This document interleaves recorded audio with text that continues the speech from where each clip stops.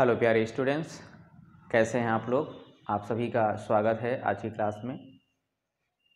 आज हम लोग उदाहरण नंबर 2 और 3 पढ़ने वाले हैं। ठीक है, इसके पहले प्रश्नावली के प्रश्नों को पढ़ा हमने, उदाहरण नंबर पहला पढ़ा।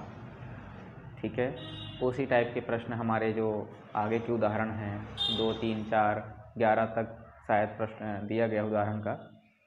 ठीक है, तो इन्हीं प्रश्नों को हम लोग पढ़ेंगे। इसके बाद चैप्टर समाप्त होता है। इसके बाद हम लोग 11 चैप्टर में चलेंगे। ठीक है, तो चलिए शुरू करते हैं। आज का हमारा जो है पहला प्रश्न है उदाहरण नंबर 2 है और दूसरा उदाहरण नंबर 3। अच्छा, एक बात कहना चाहेंगे कि जो हमारे चैनल पे नए होंगे तो चैनल सब्सक्राइब कर लें, बेल आइकन दबा दें ताकि मैं जो वीडियो अपलोड करूं तो इसका नोटिफिकेशन आप तक पहुंच जाए। ठीक है, और अगर क्लास समझ में आती है तो लाइक करें, शेयर करें अपने मित्रों के पास भी। चलिए तो शुरू करते हैं, है ना।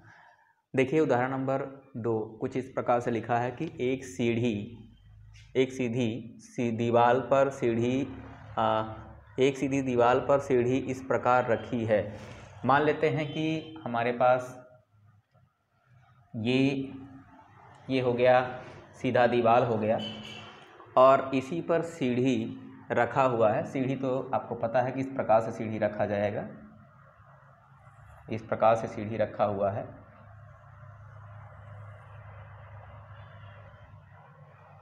ये मान लीजिए सीढ़ी है। ठीक है, ये हमारा दीवार हो गया। क्या है ये? दीवार। ठीक है, और इसी दीवार पर सीढ़ी इस प्रकार रखा है कि वह ज़मीन से 60 अंश का कोण बनाता है। यानी ये ज़मीन जो है ज़मीन से 60 अंश का कोण बनाता है। यदि सीढ़ी का पाद, ये जो बिंदु है इसको आधार जिसको बोलते हैं, ये पाद बिंदु जो है दीवार से 4 मीटर दूर है। मतलब इस दीवार से 4 मीटर सीढ़ी का ये आधार बिंदु है। ये 4 मीटर बता रहा है यहाँ पे। ठीक है, इस प्रकार से चित्र कंप्लीट सबसे पहले करना है। इसके बाद इसका नाम दे सकते हैं आप, कुछ भी नाम दे सकते हैं, है ना। और इसी चित्र की सहायता से आपको हिंदी लिखना पड़ता है। हिंदी लिखते हैं, माना करके लिखेंगे।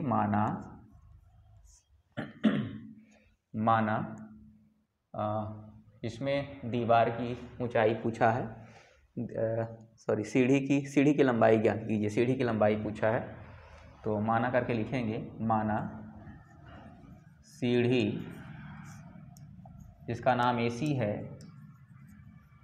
की लंबाई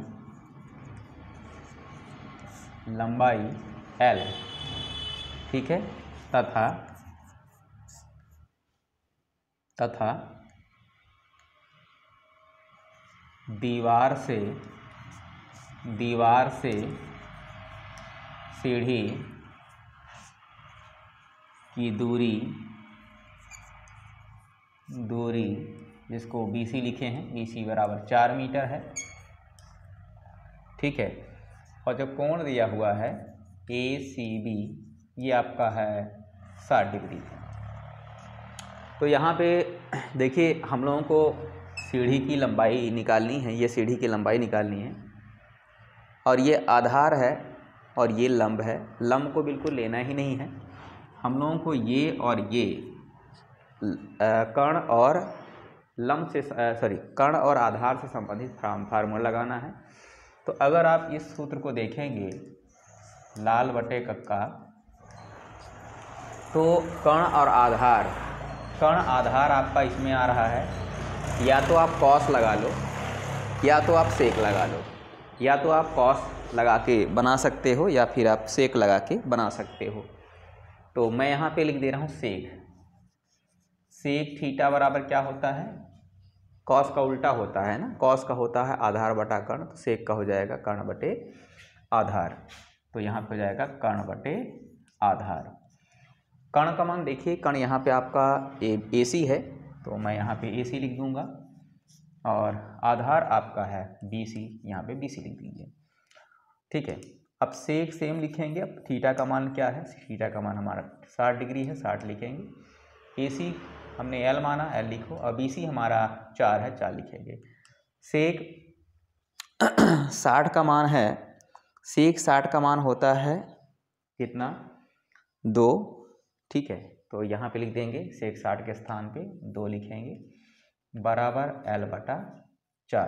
तीरा गुणा करेंगे, इसका यहाँ करेंगे तो L बराबर क्या आ जाएगा, इसका यहाँ, तो 2 गुणा 4 यानी L बराबर आपका हो गया 8, ठीक है, 8 मीटर। यानी सीढ़ी की लंबाई आप लिख देंगे अतः करके कि सीढ़ी की लंबाई 8 मीटर होगी। देखिए बहुत ही आसान था, है ना, कितने इजी तरीके से बन गया। ठीक है, स्क्रीनशॉट लीजिए, आगे की ओर बढ़ते हैं।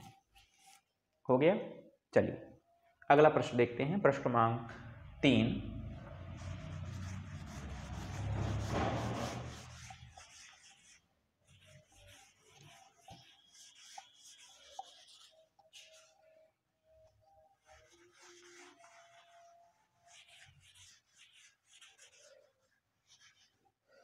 प्रश्न क्रमांक 3 देखते हैं। प्रश्न क्रमांक 3 क्या लिखा है, तेज हवा से टूटे एक पेड़ का सिरा झुककर पेड़ के पात से 6 मीटर की दूरी पर जमीन को छूता है। यह हिस्सा जमीन से 60 डिग्री का कोण बनाता है। पूरे पेड़ की ऊंचाई ज्ञात कीजिए। जैसे मान लीजिए हमारे पास एक कोई भी पेड़ है और आपको पता ही है कि आंधी तूफान जब आता है तो पेड़ टूटते हैं, कहाँ से टूट जाएगा कोई भरोसा नहीं है, है ना। तो यहाँ पे ये मान लीजिए पूरा पेड़ है, ये पेड़ हमारा है। अभी जो पेड़ है, ये पेड़ मान लेते हैं कि यहाँ से टूट जाता है, यहाँ से टूटता है, यहाँ से ये पूरा ऊपर वाला, यहाँ के ऊपर का हिस्सा टूट के जमीन से ऐसे गिर जाता है। और गिरने के बाद जमीन से कितना कोण बनाता है यहाँ बता रहा है, देखिएगा। ये हिस्सा 60 अंश का कोण बना रहा है, 60 अंश का कोण बना रहा है। ये हिस्सा टूटा हुआ है, ये हिस्सा जो है आपका, ये हिस्सा नीचे टूट गया है। ये आपका पेड़ के डगाली वाला हिस्सा है जो पत्ती उत्ती लगी रहती है, ठीक है, इस प्रकार से, ठीक है। बड़ा टोटल था, फिर यहाँ से बीच से टूट गया, टूट के नीचे जमीन से क्या 60 अंश का कोण बनाता है। अच्छा, इसमें थोड़ा सा और एक बार पढ़ लेते हैं। तेज हवा से टूटे एक पेड़ का हिस्सा झुककर पेड़ के पात से, पेड़ के ये आधार से 6 मीटर की दूरी पर जमीन, मतलब यहाँ से यहाँ तक की दूरी बता रहा है 6 मीटर बता रहा है, देख सकते हैं आप, ठीक है। तो चलिए इस प्रकार से चित्र तो कंप्लीट हो गया है, बहुत ही आसान है ना, बहुत आसान है। आप इसको डैश करके लिख लेंगे। ये पेड़ है पूरा, ये क्या है, ये पेड़ है आपका, ये है आपका पेड़। इसका नाम दे देते हैं, यहाँ पे A, ये हो गया आपका B और ये होगा आपका C, ठीक है।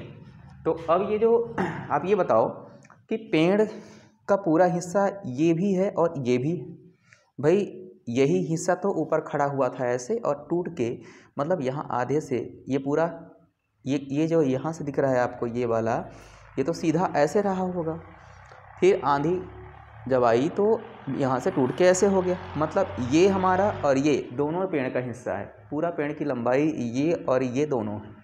कहने का मतलब ये है कि अपने को इसमें अगर समकोण मानेंगे इसको, तो ये लंब भी निकालना है और अपने को कर्ण भी निकालना है, दोनों को जोड़ेंगे तब टोटल पेड़ की हाइट पता चलेगी, ठीक है।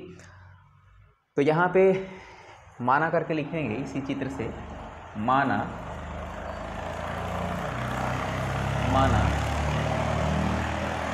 पेड़ की ऊंचाई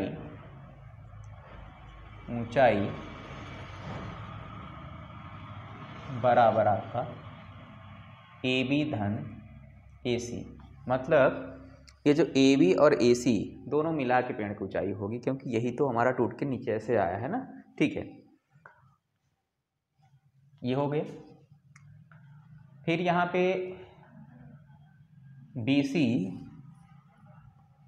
BC जो है, BC आपका कितना है 6 मीटर। कोण आपका ACB बराबर 60 अंश है।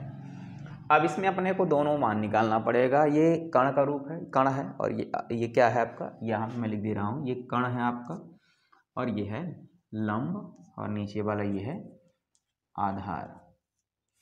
तो आपको ये बताइए, ये अगर सूत्र लगाएंगे लाल बटा कक्का, अगर इसको लगाते हैं तो यहाँ पे कण और आधार लेना पड़ेगा। कण आधार मतलब इसको भी लेना पड़ेगा। फिर जब इसको निकालेंगे, इन दोनों को लेंगे, तो ये लंब है, ये आधार है, यानी हम लोगों को ये लेना पड़ेगा, दोनों लेना पड़ेगा। तो इसका भी दो सूत्र है, इसका भी है। या तो आप कॉस लगाएं या तो आप सेक लगाएं, इसका या तो टेन लगाएं या तो कॉट लगाएं। ठीक है, तो मैं इस बार इस कॉस लगा रहा हूँ। कॉस थीटा बराबर होता है आधार बटा कर्ण। क्या होता है? आधार बटा कर्ण। अच्छा, यहाँ पे त्रिभुज नहीं लिखा करते थे, त्रिभुज भी लिख देंगे। त्रिभुज क्या नाम है? ABC में, त्रिभुज ABC में कॉस थीटा बराबर आधार बटा कर्ण। आधार का मान क्या है? आधार आपका है BC और कर्ण क्या है? कर्ण है आपका AC। तो ये कॉस 60, थीटा का मान 60 है तो 60 लिख देंगे यहाँ पे, बराबर BC कितना है? BC 6 है, और AC आपका कितना है? AC तो दिया ही नहीं है, AC मान लेते हैं यहाँ पे। AC बराबर हम L मान लेते हैं, ठीक है ना? AC बराबर L, तो क्या हो जाएगा? AC का मान यहाँ पे L। ठीक है, तो ये यहाँ पे आपको पता है कि कॉस थीटा का मान है, लिखना है कॉस थीटा का मान, सॉरी कॉस 60 का मान क्या होता है? कॉस 60 का मान क्या होता है? कॉस 60 बताइए कितना होता है? कॉस 60 का मान 1/2 होता है।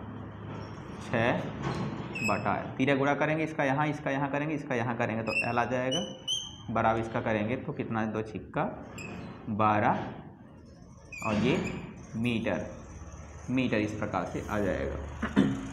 L का मान तो पता चल गया, देखिए यहाँ पे ये वाला भाग का मान पता चल गया, कितना है? 12 मीटर आ गया। अब हम लोगों को लंब निकालना है, और लंब निकालने के लिए लंब या तो लंब कर्ण ले लो, या फिर आप लंब के साथ इसको आधार को ले लो। तो मैं इसको ले रहा हूँ, 10 को ले रहा हूँ, ठीक है। तो पुनः लिखेंगे, पुनः त्रिभुज ABC में इस बार 10 ले लेते हैं। 10 थीटा बराबर कितना होगा? लंब बटा आधार, ठीक है। लंब का मान कितना है? लंब का मान हमारा AB है, आधार का मान BC है, 10 सेम रहेगा, और थीटा के स्थान पे थीटा का मान कितना हो जाएगा? 60 डिग्री, ठीक है। और लंब का मान कितना है? लंब तो AB ही रहेगा, उसका मान नहीं है, और आधार हमारा 6 है।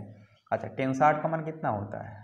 करनी में 3, बराबर AB सेम रहेगा, और ये 6, इसका गुणा कर दिए हम, इसका तीरा गुणा हो जाएगा, तो 6 करनी कितना आ जाएगा? 3 बराबर AB, यानी AB बराबर कितना हो जाएगा? AB बराबर हो जाएगा 6 करनी 3। इस प्रकार से निकाल लेंगे। ये देखिए, AB का मान भी पता चल गया, AC का मान भी पता चल गया, और AB धन AC ही हमारा जो है पेड़ की टोटल ऊंचाई होगी। तो अतः करके क्या लिखेंगे? अतः पेड़ की ऊंचाई क्या है? AB धन AC। अब ये AB AC का मान को रख दीजिए। AB का मान कितना है? AB का मान देखिए 6 करनी 3 धन AC का मान कितना है? AC का मान ये देखिए AC ही है भाई, ये हमारा जो निकला है यहाँ से यहाँ AC कर्ण, जिसको हमने L माना था, तो L का मान ही तो AC है, L का मान ही AC है, तो हम क्या करेंगे? यहाँ पे लिख देंगे 12। अब इसमें से 6 कॉमन है, 6 कॉमन लीजिए तो करनी में आ जाएगा 3 धन 6 दूनी 12। ये आपका आंसर होगा, मीटर। बताइए, समझ में आ गया?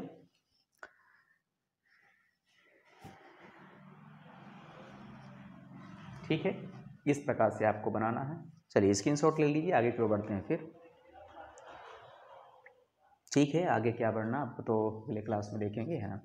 तो बहुत बहुत धन्यवाद आप लोगों का आज की क्लास में जुड़ने के लिए, और अगर क्लास समझ में आई हो तो आप लाइक करें, शेयर करें, और जो बच्चे नए होंगे, जो भी नए होंगे, हमारे चैनल से जुड़ना चाहते होंगे तो चैनल सब्सक्राइब कर लें, बेल आइकन दबा दें। ठीक है, इसी प्रकार आज का क्लास यहीं पे समाप्त होता है। मिलते हैं नेक्स्ट क्लास में। हंसते रहिए, मुस्कुराते रहिए, गुनगुनाते रहिए, है ना, और पढ़ते रहिए, एंजॉय से पढ़िए, सब अच्छा होगा। हम तो आपके साथ हैं ना। ठीक है, मिलते हैं नेक्स्ट क्लास में। धन्यवाद।